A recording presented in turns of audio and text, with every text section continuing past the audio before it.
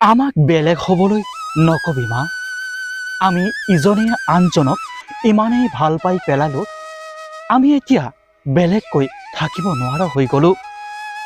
আমাৰ কথা বুজি নাপালে তহঁতি।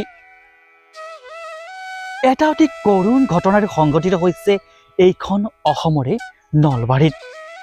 এহাল প্ৰেমিক প্ৰেমিকাই একেডাল ৰছীতে একেজোপা গছতে নিজকে শেষ কৰি থৈ গ'ল। এই হৃদয় বিদাৰক ঘটনাটোৰ পাছতে সমগ্ৰ অসমতে এতিয়া এক শোকাকুল পৰিৱেশৰ সৃষ্টি হৈছে।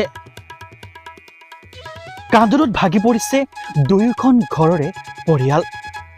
হোৱাটছআপত ষ্টেটাছ লগাই অৱশেষত এইখন সংসাৰৰ পৰা চিৰ বিদায় ল'লে এইহাল প্ৰেমিক প্ৰেমিকাই।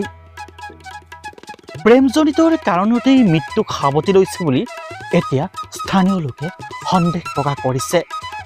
ঘটনাটোত উপস্থিত হয় আৰক্ষীয়ে ইতিমধ্যে তদন্ত কৰিছে প্ৰকৃত মৃত্যুৰ ৰহস্যৰ। কিন্তু এইটো কথা স্পষ্ট যে তেওঁলোকৰ মাজত আছিল এক মধুৰ সম্পৰ্কৰ।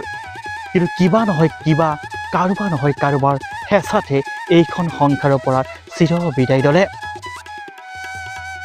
স্বৰ্গতে যেন এওঁলোকৰ মিলন হয়, তাৰে আশা কৰিছে সকলোৱে। Bureau report, news 8 Assam.